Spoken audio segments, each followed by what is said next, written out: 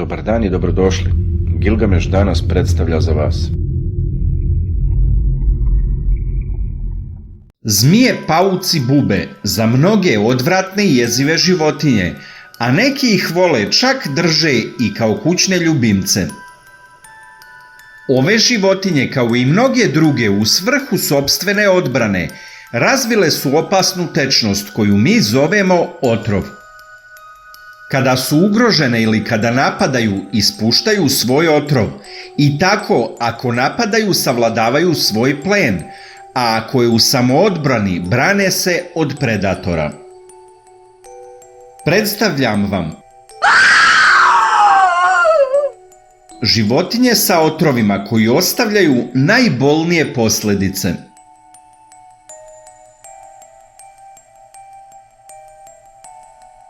Postoji jedna priča o devojčici koja odlazi kod lekara zbog bolova na temenu glave.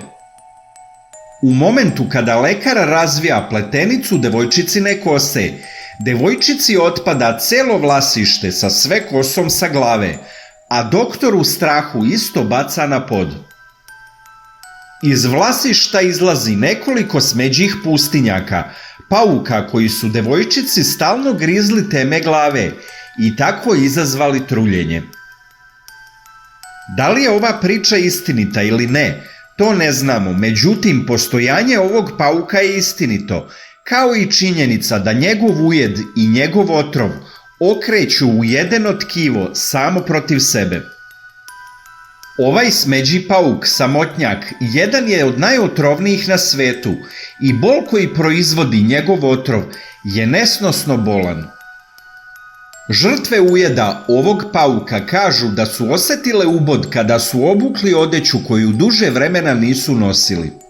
Takvi ugrizi izazivaju hemolizu, trombocitopeniju, proširene intervaskularne koagulacije, oštećenje organa, pa čak i smrt.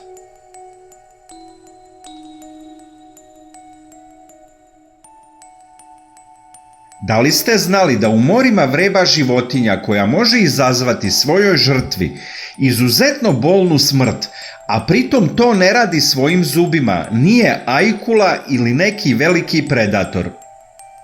Riba kamen je nešto na šta ako stanete može da vas iznenadi izuzetno jakim bolom i smrću koja nadolazi u dubokom plavom moru. Ni sami naučnici nisu još uvijek načisto na koji način ova životinja ispušta otrov, u kome se nalazi protein koji se oslobađa u krvotoku žrtve, a sličan je otrovu kobre. Ovaj otrov ne samo da izaziva gušenje, utičući na kolaps pluća, već je izuzetno bolan. Izaziva intenzivne bolove i napade veoma bolnih grčeva, skoro pa svih mišića na telu. Dovodi do oštećenja srca i do paralize.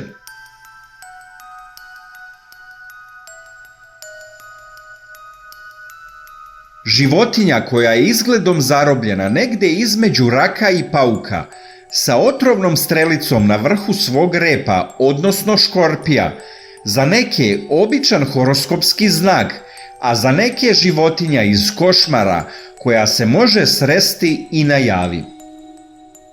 Arizonska koruš škorpija je najgora od najgorih ove vrste, što po izgledu, što po jačini otrova koji luči. Uglavnom, bezazlena životinja za ljude koja uzrokuje bol i poneku modricu i nije strašno, zar ne, ali pod uslovom da vas ne ubode arizonska varijanta škorpije. Ako odluči da vas ubode i iskoristi svoj otrov na vama, može da vam izazove itekako velike posljedice. Otrov ove naokoružnjikave životinje može izazvati oticanje, ukočenost, peckanje u ustima, otežano disanje, konvulzije, trzanje, ponekad smrt, a sve to praćeno užasno jakim bolovima.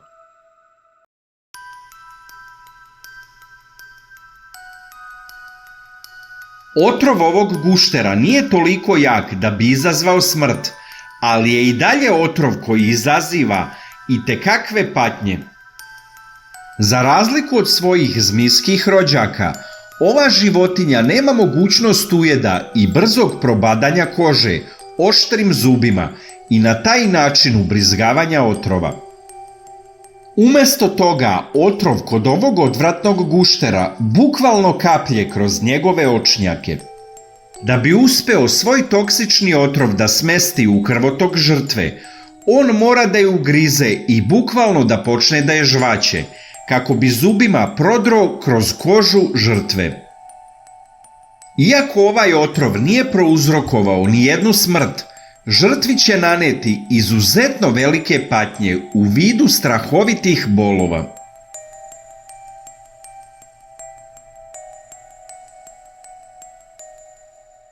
Iznenađujuće, pauk crna udovica je veoma stidljiv i povučen i ni malo agresivan. Da biste dobili neki promil otrova ovog elegantnog ubice, morate ga ozbiljno isprovocirati, jer ova životinja ne ujeda ili bode bez razloga. Međutim, ako uspete da isprovocirate dovoljno ovog pauka, čeka vas veoma loš period. Crna udovica posjeduje jedan od najotrovnijih i najmoćnijih otrova u svetu pauka, u dovoljno visokim koncentracijama da odraslog čoveka ubije jednim ugrizom, i to na veoma brutalan i užasan način. Ugriz oslobađa toksin u krvotok, a on se odatle širi u nervni sistem, pa napada i uništava živce. Samo nekoliko minuta od ujeda polako gubite kontrolu nad svojim telom, a tada iz prve ruke iskusite šta znači u sistemu imati užasavajući otrov koji izaziva izuzetno bolno grčenje svih mišića, što može trajati i do 24 sata, čak i tokom lečenja. Naravno, lečenje je izvesno i moguće za one koji pravovremeno dobiju protivotrov i lekarsku pomoć, međutim, oni malobrojni koji ne uspeju da dobiju pomoć lekara, život okončaju užasno bolnom smrću.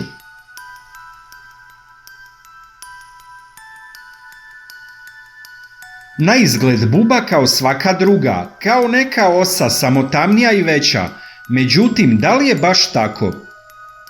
U slučaju da se sretnete sa ubodom ove životinje, poželećete da vas je rađe ujelo 100 osa. Coyote Peterson, prirodnjak, dopustio je da ga ujede ova životinja da bi izmerio intenzitet bola koji priređuje njen otrov. Kaže da iako nije smrtonosan, intenzitet ovog bola je među najjačim u svetu insekata, ako ne i najjači. Onaj koga ujede ova osa soko može samo da padne na zemlju paralisan od bola i da vrišti dok bol ne popusti.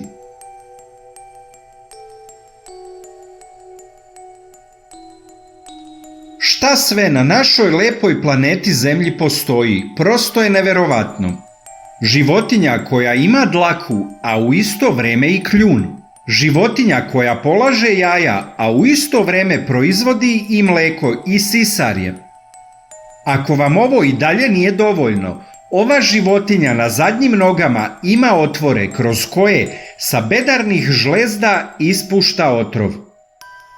To nije bilo kakav otrov, već kako poznavaoci kažu, najuporniji i najdugotrajniji otrov, a uz to i najbolniji u čitavom životinskom carstvu. Prema svedočenju ljudi koji su imali nesreću da osete ovaj otrov,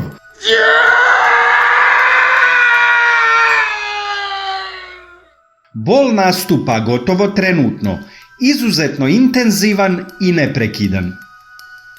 Ono što je najgore kod ovog otrova je to što za isti ne postoji lek koji ga može ublažiti, čak ni morfijum ne deluje protiv bola ovog otrova.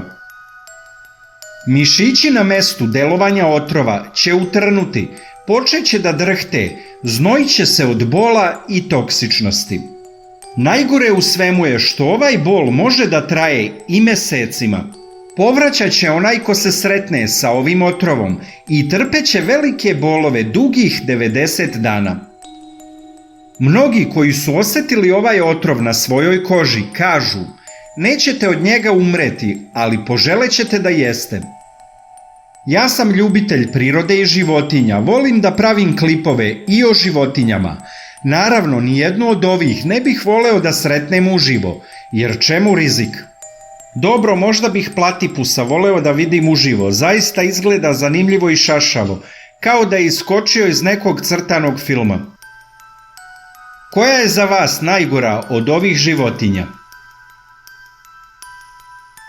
Od sada možete da nas pratite i na Instagramu. Link imate u opisu videa. Podržite nas klikom na like i prijavljivanjem na kanal ako to već niste uradili i budite među prvima koji će vidjeti zanimljivi, obrazovni ili misteriozni videoklip koji budemo postavili. Hvala vam na podršci.